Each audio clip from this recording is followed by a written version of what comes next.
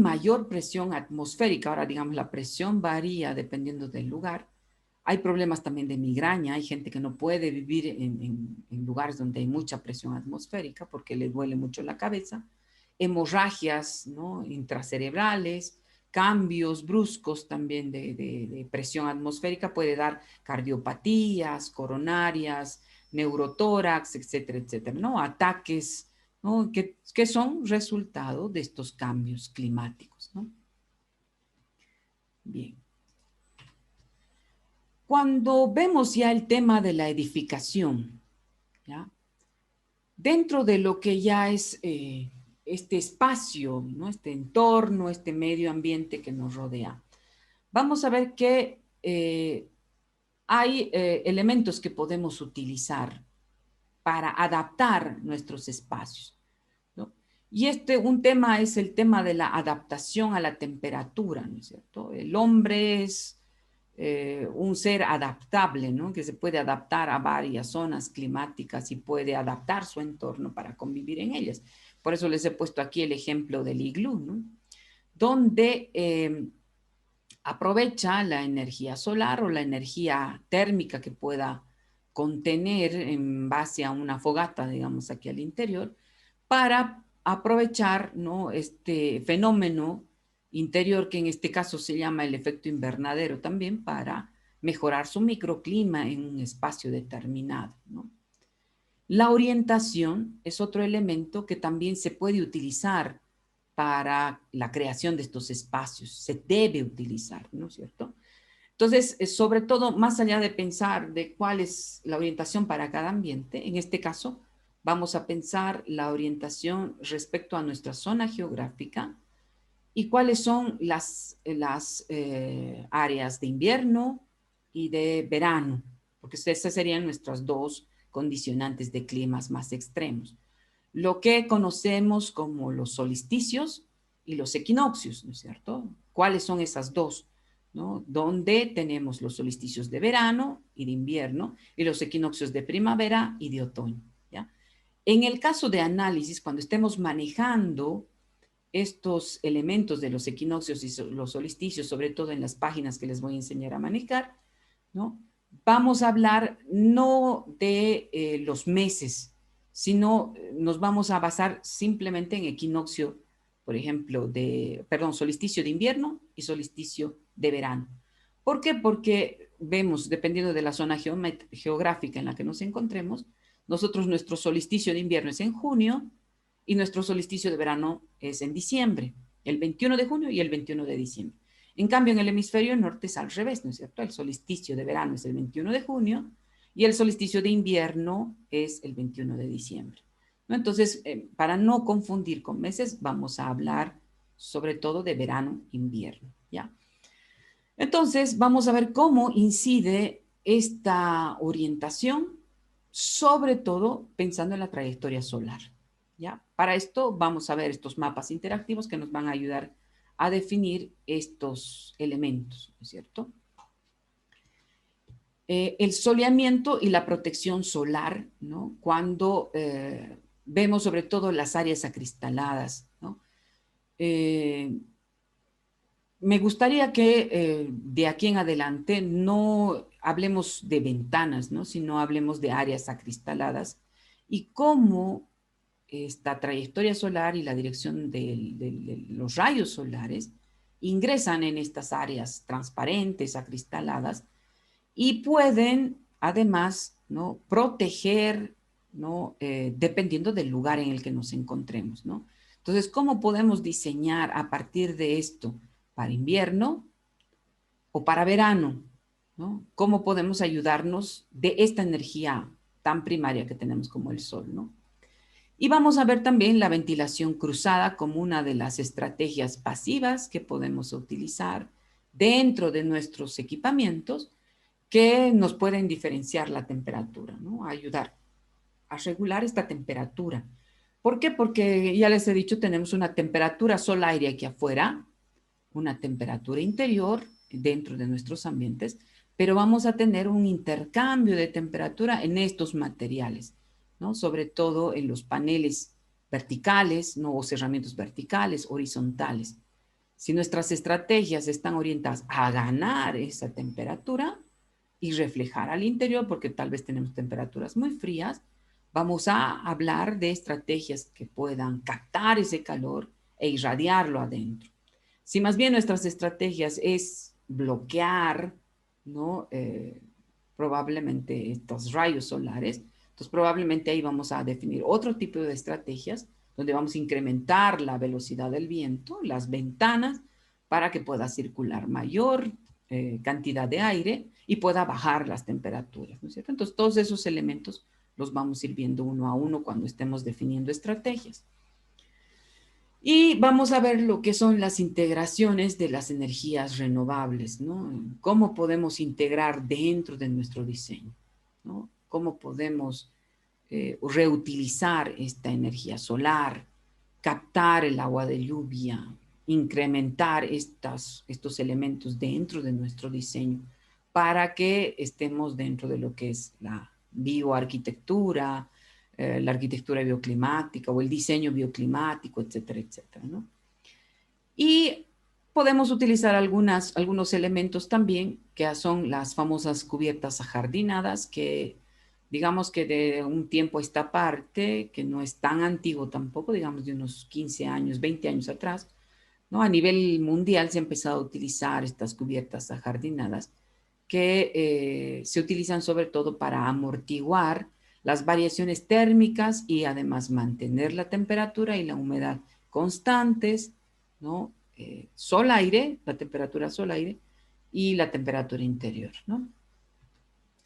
Y lo que también se utiliza como barreras antiviento, ¿no? Y le he puesto ahí una fotografía que me ha parecido muy interesante, sobre todo cuando hablamos de barrera, pensamos que es algo que va a bloquear, ¿no? Nuestra fachada, nuestro ingreso de ventilación. Y qué mejor ejemplo aquí que un arbolito que le han dado hasta incluso la forma de la caída de la cubierta, ¿no es cierto? Entonces, cuando manejemos estas barreras antiviento, vamos a ver cómo podemos tomar elementos de la misma construcción que pueden ayudarnos a definir estas barreras o también del medio que nos rodea, ¿no es cierto? Como la vegetación, ¿no? Como en el ejemplo. Entonces, todos estos elementos que les he ido hablando concepto por concepto, ¿no? Lo vamos a ir aplicando para definir esto que les decía, ¿no? Es tan ambiguo, ¿no? Tan probablemente personal, no sé, ¿no? ¿Qué es este tema del confort, ¿no? Entonces, cuando ustedes buscan confort en cualquier libro o en cualquier bibliografía, van a ver que está muy vinculada con la temperatura, ¿no? Todo lo que nuestro cuerpo puede sentir, porque podemos tener probablemente, ¿no? Mayor temperatura, menor, dependiendo de la actividad que realicemos, pero eso es lo que nos va a definir en realidad el confort, ¿no? La iluminación, la temperatura, la humedad, la ventilación, etcétera, etcétera, ¿no? Entonces, se establecen tres elementos, ¿no? Que se llaman las reglas básicas del bioclimatismo, ¿no? Cualquier estrategia que nosotros definamos, y tal vez yo ahí le pondría una cuarta, después vamos a hablar de la cuarta, que son las que nos van a definir los parámetros de este bioclimatismo. Uno, para generar calor, para generar frescor, ¿no? Y para acumular calor o frescor y luego transmitirlo. Y una cuarta que no se la menciona ahí, que sería las áreas ideales, ¿no? Por eso no se la menciona, que no necesitan ni calor ni frescor, que están perfecto como están, ¿no? Que si tú le pones probablemente un techito, sin ponerle nada más, funciona perfectamente, ¿no? Que son muy pocas, ¿no? Y es muy irreal pensar en eso, pero hay algunas zonas, no durante todo el año, pero que tienen y entran dentro de ese grupo, digamos, de confort. Por eso aquí solamente se mencionan tres, ¿ya? Entonces, para esto yo les aconsejo, ¿no? Este libro, que son las 101 reglas básicas para una arquitectura de bajo consumo energético, en la cual se establecen estos tres grandes áreas en base a 101 reglas, ¿no? Cada una de esas, ¿no? Donde nos dice todos los elementos que deben tomarse en cuenta para que exista un bajo consumo energético. Pero estas 101 reglas, digamos, se pueden simplificar.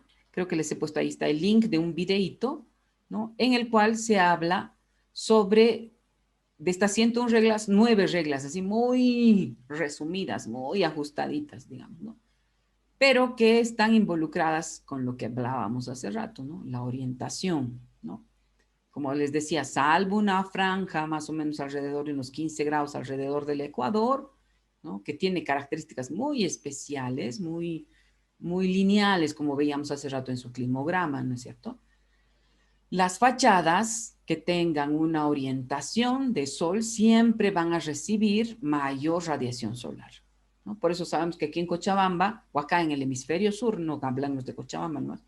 Todas las construcciones que están en el hemisferio sur que tengan, ¿no?, una orientación, ¿no?, norte, es muy favorable, ¿verdad? ¿No? Las mejores orientaciones que podamos nosotros disponer tienen una orientación noreste, eso es lo que nos han enseñado, y en realidad es lo que pasa. En cambio, si estuviéramos arriba, las mejores orientaciones serían sur, ¿no es cierto? En cambio, aquí en el sur no tenemos nada de luz ni de calor. Luz sí, calor no nos entra para nada, ¿no? Si nosotros ponemos un dormitorio al sur, es una congeladora, ¿verdad? Es un refrigerador, no es un dormitorio. Entonces, dentro de estas 9 reglas básicas se habla de la orientación. La masa térmica versus el aislamiento, nos dice. ¿Qué es la masa térmica?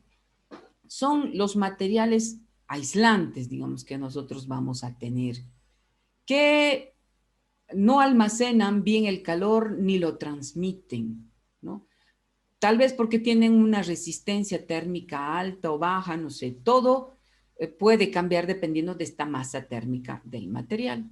Entonces vamos a ver ahí que existen materiales que tienen mayor capacidad de aislamiento o mayor capacidad de transmisión de calor. ¿Cómo vamos a utilizarlos? También lo vamos a ver. ¿Cuáles son esos? Vamos a ver, ¿ya? Y vamos a ver ahí algunos ejemplos que segura estoy que ustedes ya lo han visto en el anterior módulo, de acuerdo a las fotografías de la plataforma del módulo, he podido ver, ¿no?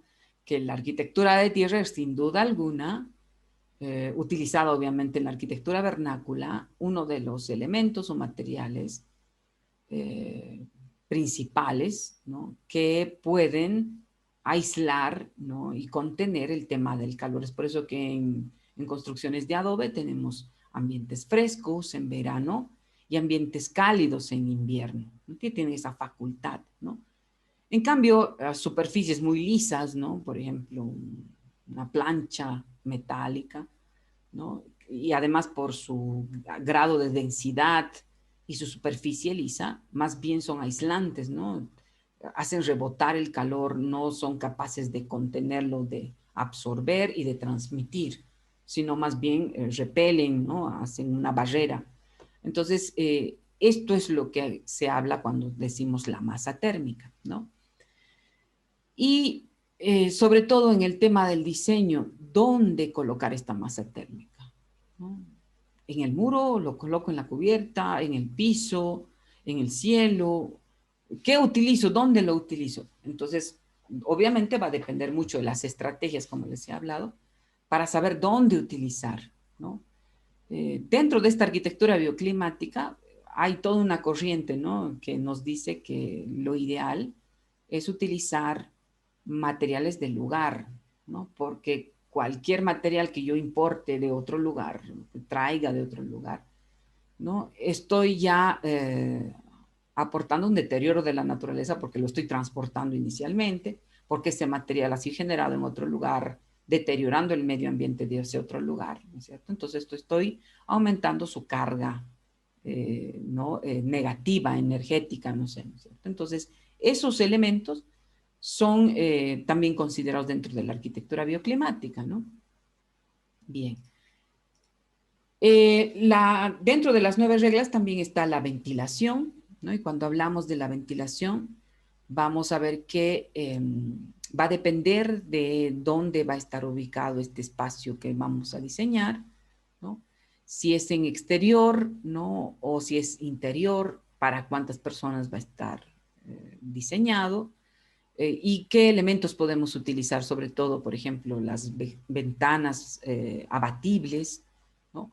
Las ventanas de ventilación cruzada o las áreas acristaladas o áreas libres de ventilación cruzada, la ventilación por efecto de chimenea. Vamos a ver también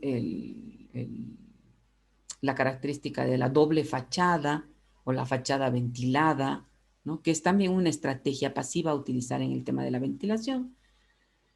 Y en la luz natural es también otra regla importante, ¿no? Cuando hablamos de confort, ¿no?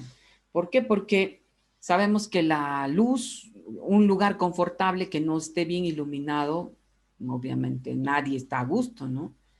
Aunque, claro, hay algunas épocas en nuestra juventud que nos gusta estar con la luz apagada, en oscuras, ¿no? Probablemente porque estamos atravesando otra etapa de nuestra vida, pero por lo general, ¿no? Sobre todo cuando leemos, tenemos que estar en un lugar bien iluminado, ¿no? Y esto hace que exista una buena calidad ambiental en ese lugar, ¿no?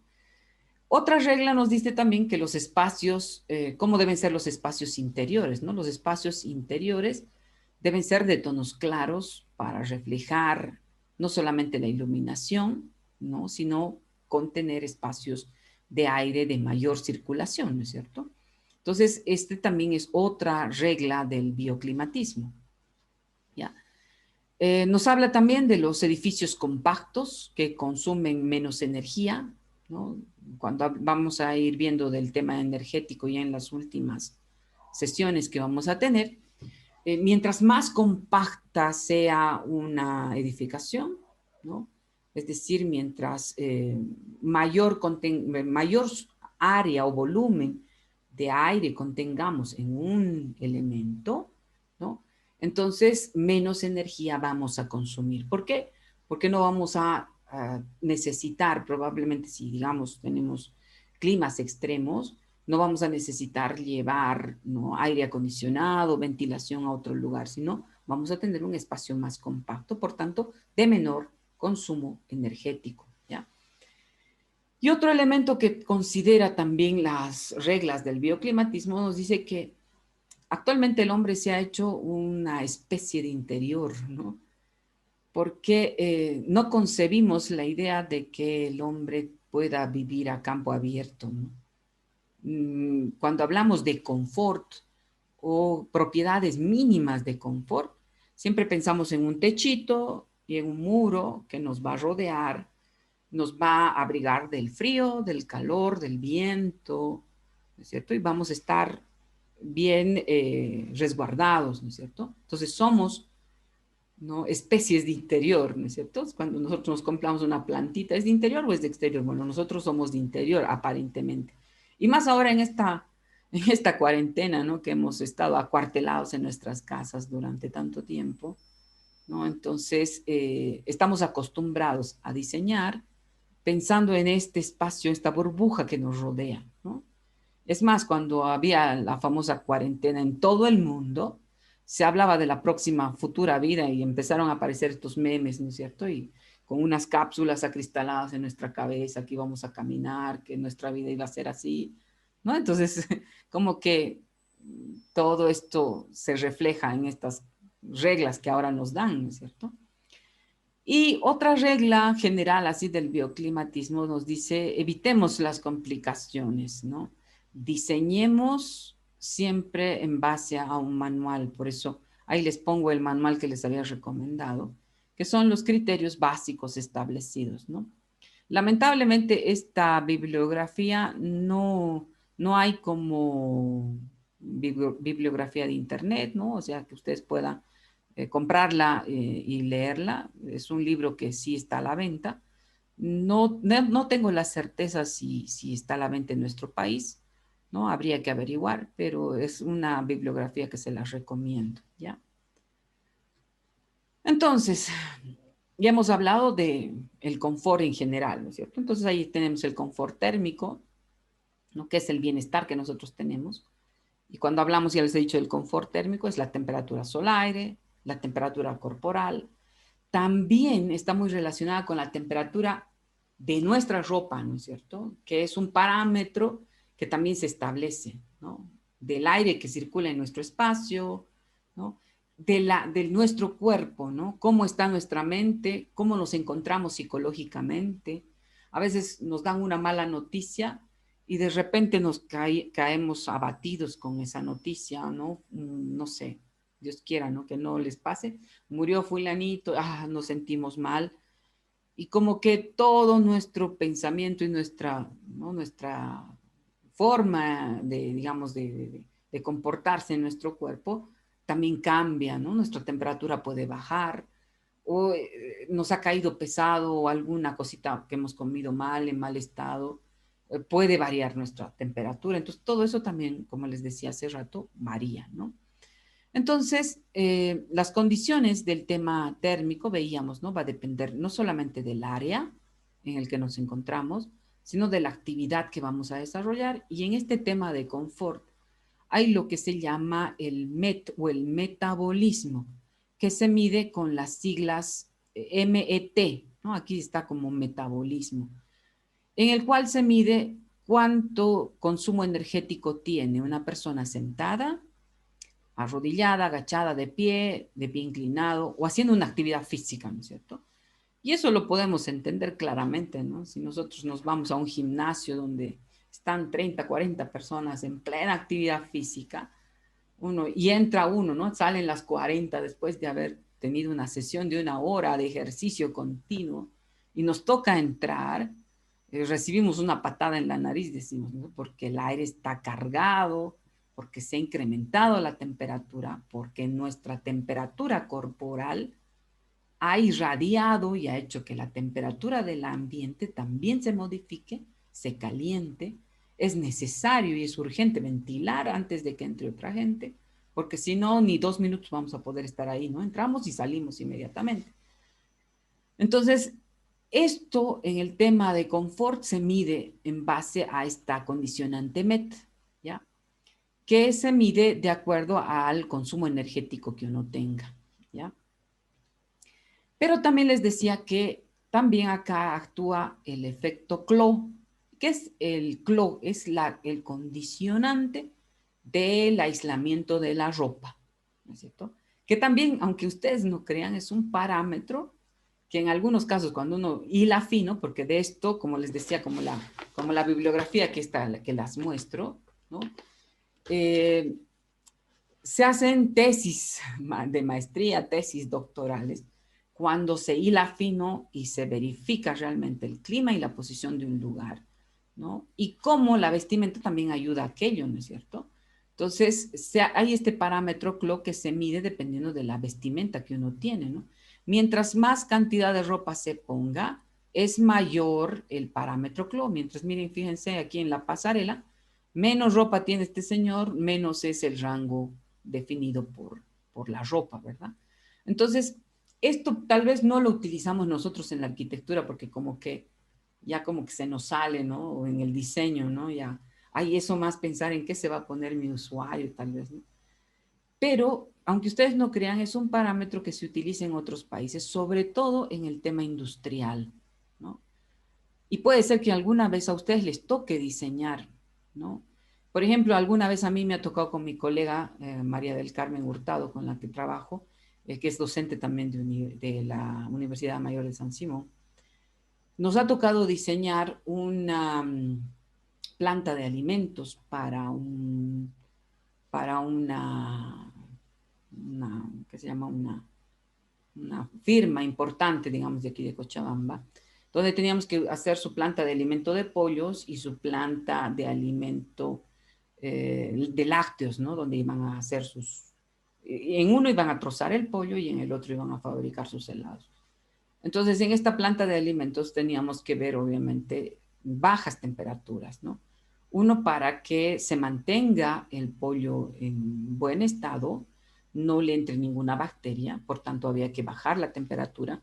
Entonces había que diseñar los cerramientos verticales, horizontales, los tipos de materiales que íbamos a utilizar para estas bajas temperaturas, pero también pensando en el usuario, ¿no? Es decir, la persona que iba a trabajar trozando el pollo, ¿no? Y aunque ustedes no lo crean, ahí teníamos que pensar, a ver, y bueno, el dueño de la tienda esta, qué indumentaria le va a poner para que resista, ¿no? Porque tenía que entrar a los frigoríficos también, ¿no? Con su carrito para sacar los pollos o para sacar los helados, ¿no? Entonces ahí entran los parámetros de medición CLO que se miden para este confort térmico, ¿no?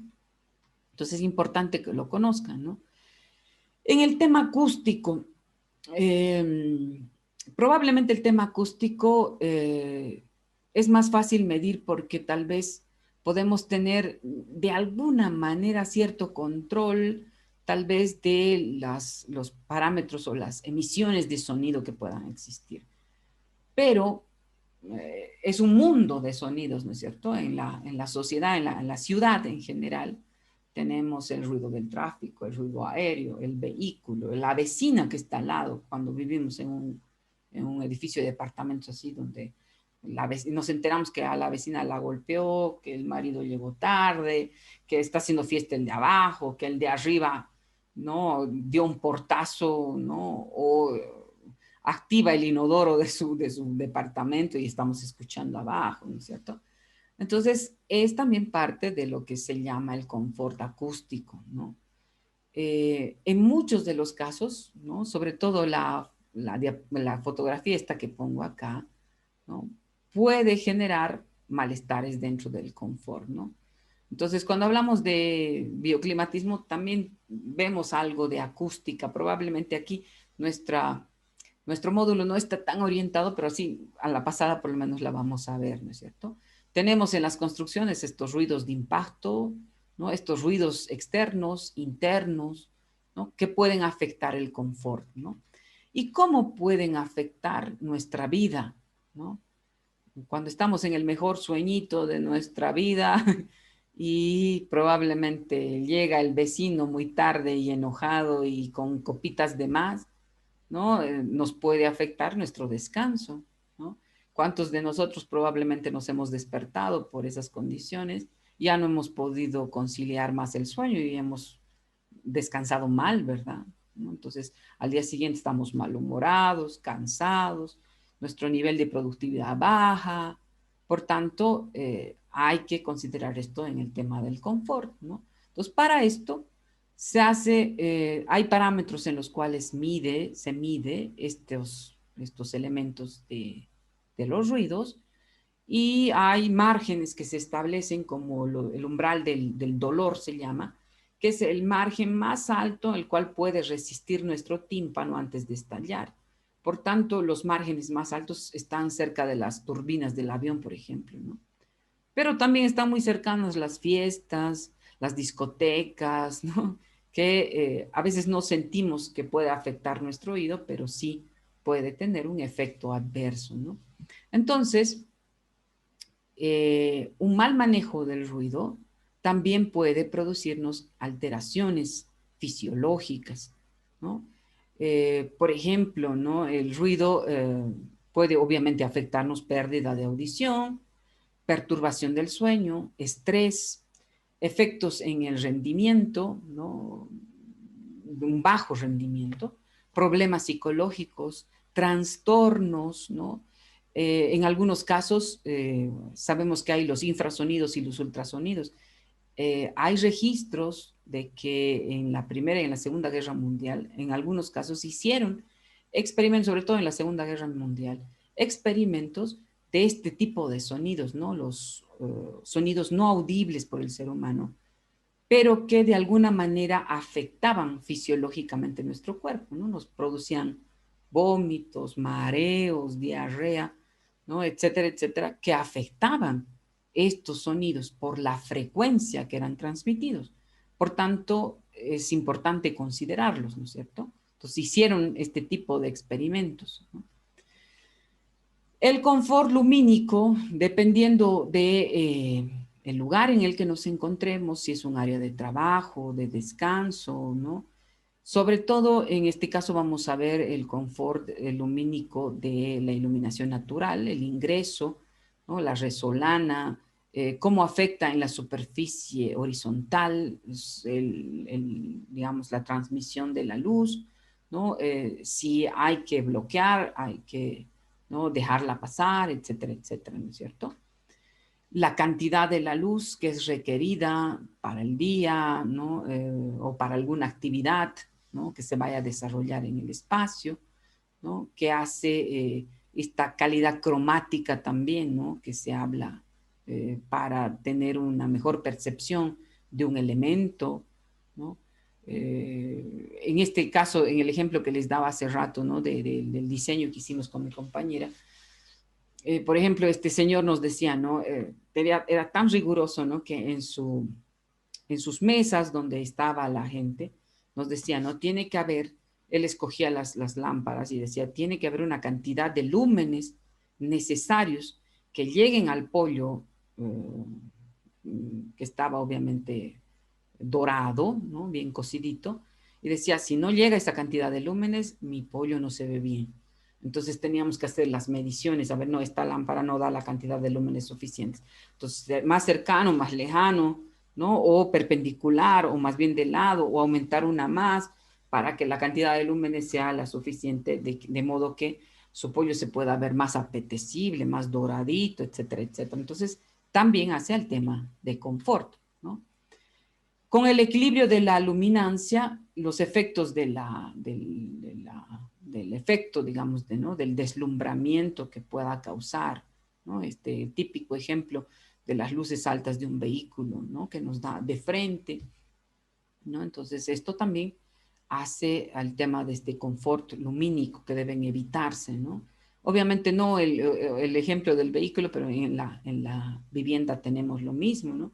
Si tenemos un escritorio cercano a una ventana donde el sol le entra directo y nosotros estamos escribiendo sobre una superficie blanca, ¿no? Entonces inmediatamente el reflejo lumínico hace que nos produzca el efecto de deslumbramiento y más de 2 minutos no podemos estar ahí, tenemos que cerrar cortinas, cambiarnos de lugar, porque el reflejo no nos deja ver bien, ¿verdad? Entonces debe haber un equilibrio de esta luminancia, ¿no? Que son los elementos que deben considerarse el momento de crear estos espacios, ¿no? Y hay otro confort del que probablemente no tenemos mucha, o pensamos que no, tal vez no lo consideramos, porque pensamos que un espacio nuevo va a ser bonito y va a oler bien, ¿no? Y es este confort olfativo, ¿no? Que lamentablemente lo tenemos en nuestro medio, ¿verdad? ¿Cuántos de ustedes no han escuchado la famosa frase, ¿no? Que Cochabamba huele a agua estancada, ¿no? Te vas de viaje a otra ciudad o a otro país, estás un buen tiempo, regresas y sientes ese efecto, ¿verdad? ¿No? Que cuando ya permaneces acá, como que el olfato se te acostumbra, ya no sientes eso, ¿no? Pero es parte de lo que se llama el confort también, ¿no es cierto?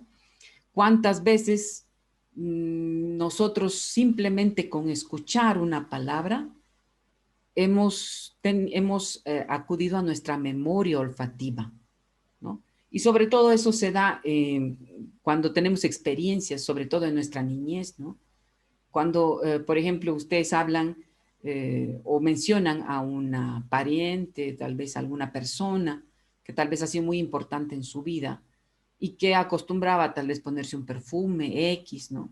Y cada vez que hablan de ella, parece que sintieran ese perfume, ¿no es cierto? Entonces es parte de la memoria olfativa que tenemos, ¿no es cierto? Es eso, nuestro cerebro guarda esa memoria olfativa y es parte del confort de los espacios, ¿no? Por tanto, vamos a ver que dentro de estos espacios hay principales fuentes contaminantes que puedan probablemente crear malestar en estos espacios de confort, ¿no? ¿Y por qué hablamos de este confort olfativo? Porque acá tenemos que actuar con el tema de la ventilación, ¿no? Siempre, bueno, los espacios que tienen malos olores son necesariamente los espacios que tienen mucha humedad y poca ventilación. Por tanto, son esos dos elementos que tenemos que atacar, ¿no? Estamos acostumbrados, ¿no? A que existe un mal olor o olor a moho o a húmedo porque no hay una buena ventilación, porque es un espacio cerrado, ¿no es cierto? Entonces eso nos va a ayudar también a definir estrategias, ¿no es cierto? Y bueno, hay calidades de olores, ¿no? Está lo que les decía, ¿no? Está la memoria olfativa, que se asocian a sentimientos, a emociones, ¿no? A veces, ¿cuántas veces, ¿no?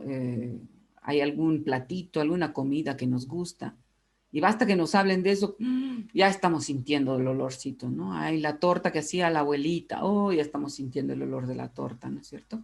Entonces, esto es parte de lo que hace al espacio en el que vamos a interactuar, nuestra memoria, ¿no? Que tenemos, ¿no es cierto? Y que refleja nuestra comodidad o confort, ¿ya? Entonces, esto obviamente, ya les he dicho, se trabaja con la ventilación, el control de humedad y la ventilación, ¿no? Y se trabaja en base a varias estrategias que vamos a ir viendo, ¿no? Ventilaciones cruzadas, siempre de abajo hacia arriba, tipo chimenea, ¿no?